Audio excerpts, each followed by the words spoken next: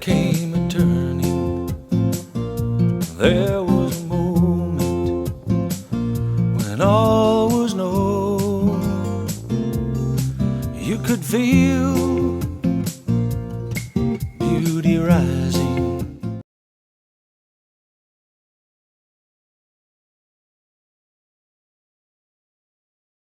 Hi, my name is Sue Skasky with Vermont Volunteer Services for Animals Humane Society, and welcome to our show For the Animals. Today we have a returning guest and friend, Julie Ireland from Heartland. Julie was here a few months ago and we did a show about her alpacas. Maybe it was a year ago now. It was cold. It was cold, you're right. Okay, so it was a while ago. But Julie is a longtime animal advocate and a wonderful all-around person. She's got an exciting story to tell, and she brought her buddy Otis, and Otis is a Landseer, Newfoundland. okay, and I don't know if you can see Otis right now, but he is so warm. He's great. Welcome and thank you for coming back. Thank you for having me again. Okay, so the story, you just went through quite an ordeal. I did. Tell me about it. Well, not with this dog, Right. did I? I took in a foster dog about 6 weeks ago, and who had been in a shelter for quite a while and living outside for many, many years prior to that, so never really had a home. And so I took him in. It was during the first part of December, and first night went fabulously. He acted as though he had lived in a house forever, and was responsive and comfortable and ate out of my hand, which supposedly he had never ever done in his 6 years.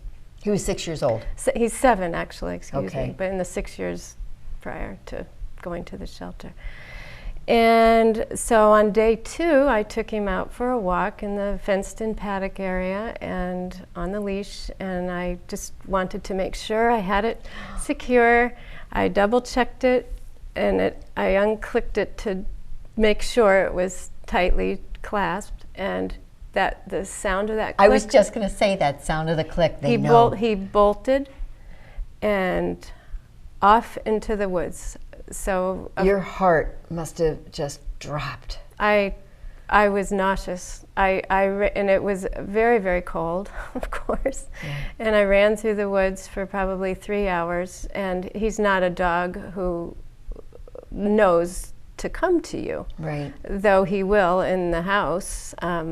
He knows all of the commands, but he's never had to come to somebody outside. Now, do you know his history? Where did he come from before he ended up in the shelter? Do you have any idea? I do. I do. Was it a good situation, or? Well, it was, yes. It was probably better not to go into that part of the story right now, but he was loved and cared for, but it wasn't the kind of environment that you or I would give our dogs. Okay. I'll just leave it at that. Okay. He basically lived outside. Oh, So that's no life. That it's is not. no life It's for an not a animal. life. And so that first night when he was in my house, I had him on a plushed out bed, and he had roasted chicken, and Probably thought he made it to heaven. he was very, very comfortable. So day 2, he's gone. Saw him out on the road that night. Saw him blasting up the driveway, and while I was letting my collie out, and I saw this flash of big dog going by. And so the first 2 weeks were just almost debilitating emotionally, because I didn't see him. The neighbors spotted him several times, and we finally learned that he had not actually left the hood. So He knew where he had it good. well, and then and of course the entire time I was placing food outside in the same place, and then I started grilling, thinking that smell would lure him even more. It's a smart idea. And, did it seem to work? Well, he didn't. I know that he didn't leave the immediate. I mean, you know where the farm is. It's on a relatively busy road, but all the property. I mean, the house is set very far back, and the place where I was feeding him was even further up the hill in an old doghouse. which was plushed out, and he wanted nothing to do with that. So he was coming 3 times a day, 4 times a day, and I was getting up at all hours, every 3 hours, heating food, taking him ribs, meatloaf, chicken livers. He was living large. Was he eating in the same location all the time? He was stockpiling his bowls. I usually use stainless steel bowls for my animals, but obviously in the winter, can't do that. So I was just using Tupperware. And I realized, because the bowls would be gone every morning, so I realized that he was taking them and probably not eating where they were placed, where I had placed them. So I found under this thicket of trees, he had a yard sale going. No kidding. Socks, because I was putting my socks out there. And did you hear on YouTube a few months ago about the cat in Florida that would go around the neighborhood stealing everything? And they caught him on the overnight camera taking bathing suits off? Yes. So what type of dog is he? He's part Doberman, part Collie, and part Lab. Extraordinary markings. The color of a deer almost, and almost marked like a deer. White socks, white chest, a 6-inch white pinstripe going up his forehead, big nose. It's pink on the top, long tail, about like that, with a white tip. Wow. He's stunning. Long hair or short hair? He's very short-haired. Oh, so you must have really been doubly panicked. And I was just a wreck. He was quite stocky when he left, and yet he was probably about 90 when he left. And when I got him last week, he was 66.4. Oh, Julie. Well, wasn't he eating the food he was He's stockpiling? 76 today, a week later. So awesome. He's getting well-fed at Mama's. So tell me about how did you finally come to catch him? Well, so the feeding went on, and I saw him through binoculars from my office window, which I was glued to. Yeah. I did catch glimpses of him, and a couple of times in the night I did hear his dog tags when I went up with hot food. So anyway, I knew he was there and had the trap out that you kindly lent. And you know what, I just want to make a point too. If anybody needs to borrow a dog trap, I think we might have one of the only ones in the state. It's welcome. You're welcome to borrow it. It's about 6 feet. It's 5.5 feet long. 5.5 feet long. It's about 2.5 feet high. Uh-huh. And it works. I tested it, and I also went up one night to put a hot bone in, and I locked myself into it while wearing leopard print pajamas. How did you get out? I understood the mechanism of it because I tested it so many times, but we ended up not setting it, just leaving it open for him with marrow bones in the back, tied to the back, not loose. You know, they have to work for something once they're in there to trigger the plate. But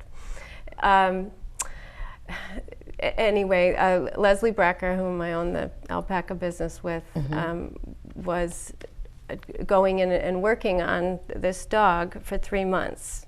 He was her internship because she was becoming certified as an animal massage therapist. So that's how I came to know him. And anyway, she saw a show on Animal Planet. Am I allowed to say that? Sure.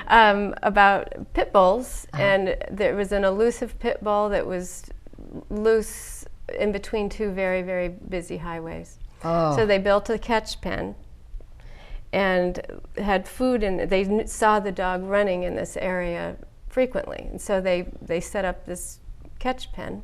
Out of they constructed something out of wire. They used chain link. The panels, the movable, like dog kennel panels. Okay. That's what I have out back, and but we used 7-foot deer fencing, that pliable black vinyl stuff, and zip tied it to all the trees. It was about maybe 60 feet long, no longer than that, about 75 feet long, about 25 feet wide, and it had a gate on the end where he was always making his descent to come get the food. The doghouse was about halfway in between the beginning and end of this fence. The house end of the fence, of course, was not open. So in the doghouse, I had planted a baby monitor. I had been in there for a few days, so I knew he was coming, and I'd hear him rooting around. And but the plan for the night it was completed, which was just last Wednesday, it started that morning, done at 5, and got him at 11 o'clock that night. So how many people But did it take to actually bring the fencing in? Was this a Just the whole? well, it's pliable. You unroll it, it weighs nothing. So we just did it, the two of us, Leslie and I, constructed it together. Oh, okay. And she and a gentleman installed the gates. So we tied a 300-foot rope to the gate and had it just slightly propped onto a little rock so that it stayed open but would easily close once yanked. We ran through it several times. It even with all that footage, it closed in about 1.5 seconds. So how long was the rope that 300 feet. So she was on the end of it. Baby monitors in the doghouse. Meatloaf is in. I have a big terracotta roasting, bowl for an entire chicken. He could not carry that with his mouth. And I put that inside a black metal roasting pan, the kind you use for your turkey. Right. Well, and so to add some extra noise, and I knew his dog tags would be hitting that. You thought of everything. That was at the 11th hour. I was filling the plastic bowl, and I thought, wait a minute. So anyway, food's planted, and Leslie was at the end of the rope and wrapped in a sleeping bag, facing the window. I'm in the dark. The plan was the baby monitor right here in the windowsill. I would flash the flashlight when I was absolutely certain that he was there, and I knew there would be no question because that baby monitor picked up the train way downtown in Windsor. So I just want to insert this: that alpacas make a warning call. Just one out of the herd will make a warning call if they hear an imposter, or even if they see a little squirrel. It's almost a cheetah type sound. Uh-huh. And I'd heard them doing it over the weeks. Well, he was coming down for his dinner. This was about 10 o'clock at night. Okay. And one of the female alpacas did her warning call. So that's screeching into the baby monitor, the dog tags, the slurping of the meatloaf. Your heart must have been pounding. I flashed the flashlight. I ran outside, no coat, no gloves. It's about 5 degrees, and I knew that he just had to get in that night. It was just, Yeah. There was another round of sub-zero weather coming in, and anyway, I ran out. Leslie, had pulled the gate the second I flashed the flashlight, and I ran out and held the rope so she could run to the top and, make sure the gates were tied shut. I mean, I had it pulled shut, but and I heard his tags, and okay, I didn't want to cry. But she said, I got him. Oh. And yeah, so, and he went right to her, completely unafraid, just melted right in. And oh, Julie. And so got him inside, and I couldn't believe after 34 days I was seeing him. Yeah. And of course, she was elated, as she had formed quite an attachment to this dog over the 3 months of working on him, which, by the way, transformed him immensely. Mm-hmm. Massaging him and working with him. I have a friend that does Reiki, Kelly McDermott. Oh, you had mentioned her, Kelly will go into different shelters and do Reiki with the animals, and she came over our house and worked with 3 cats that we had taken in. I can't remember where they came from, but it was not a good situation.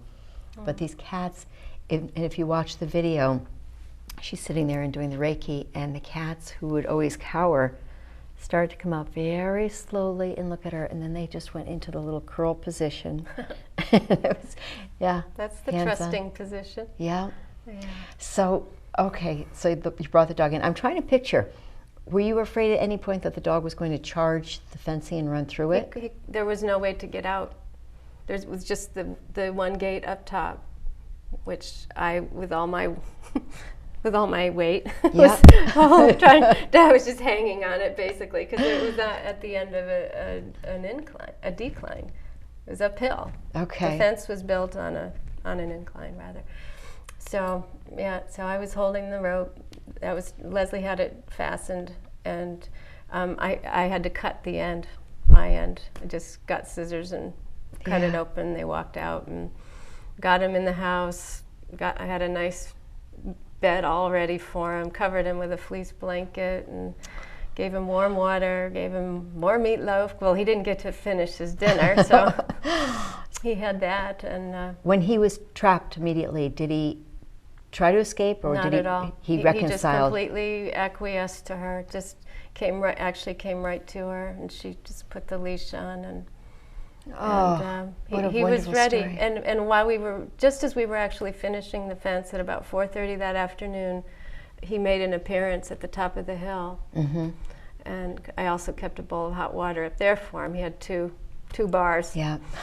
And so that told me that he was ready. Yeah. And the poor thing, he had some frozen ticks on him, and he was covered with quills, porcupine quills. Oh dear. And the poor boy. and he went into the vet the next day and had an overhaul and had them removed. And Well, I know that too you tried to set up a station for him with a bed where he could go in, and he wanted no part of it. he did not go into the doghouse, and further up the hill where he was stockpiling. I had another bed for him, but I have no idea where he was sleeping. I have no idea, but If only we could understand what they could say. yeah, Wow. So how does he get along with Otis?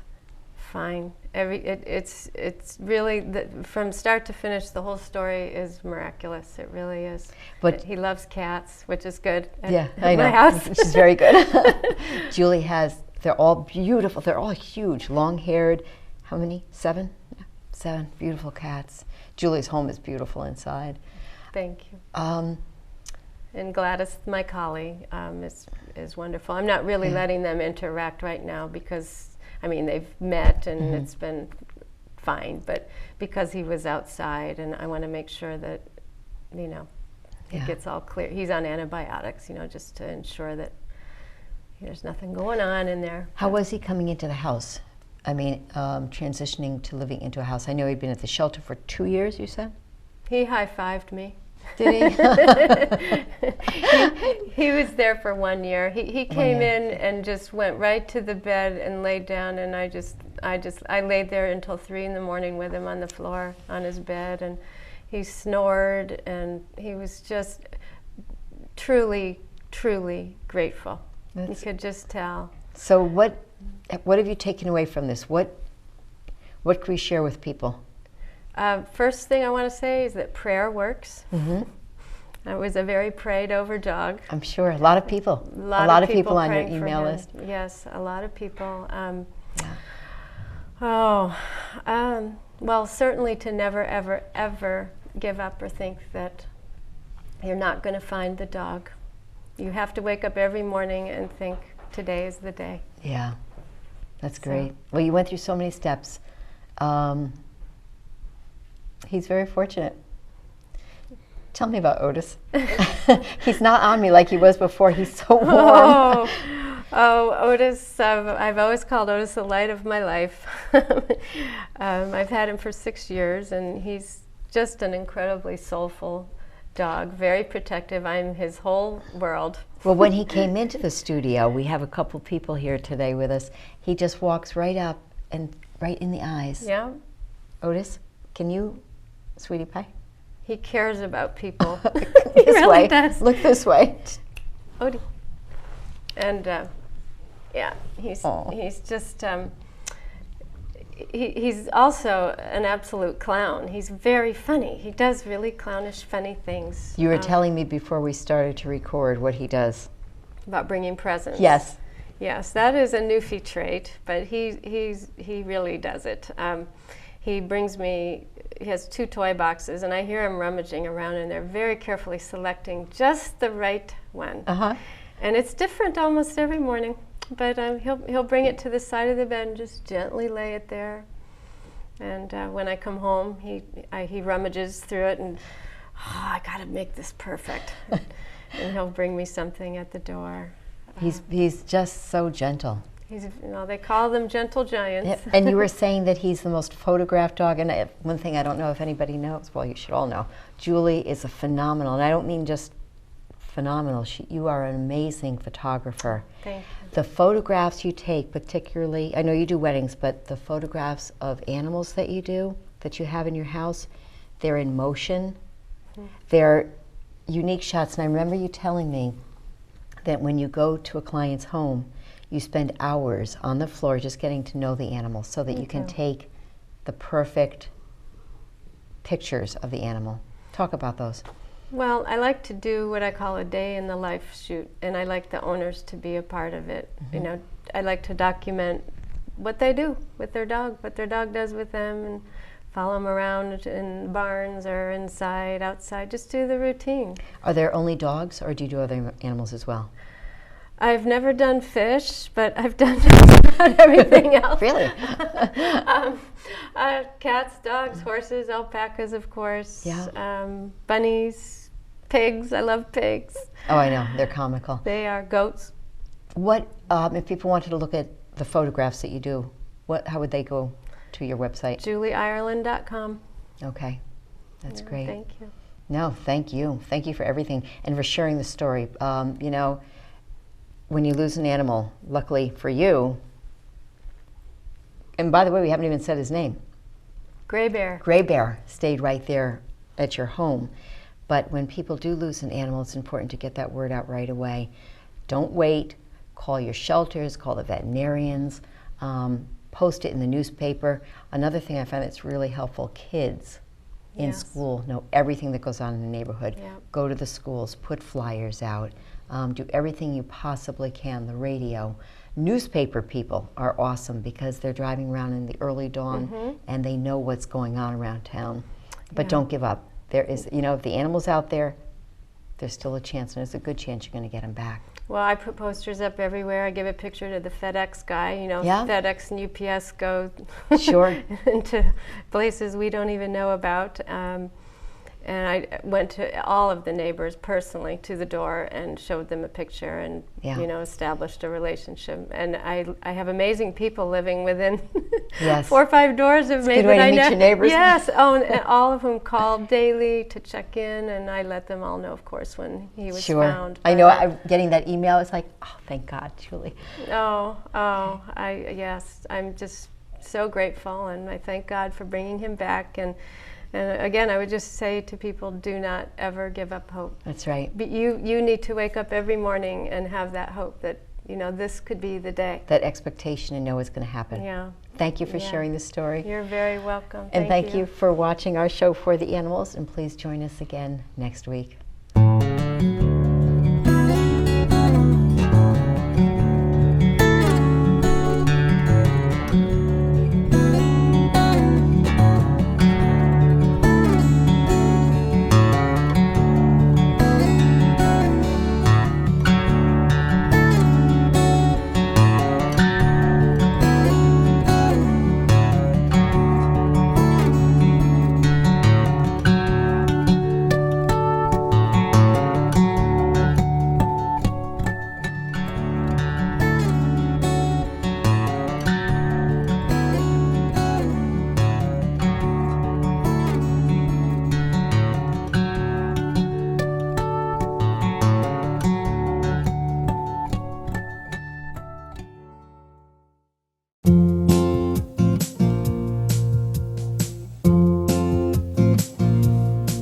At dusk,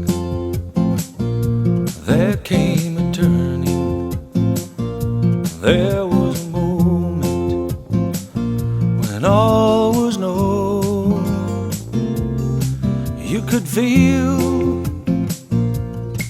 beauty rising on the breeze, the shapes, the stone.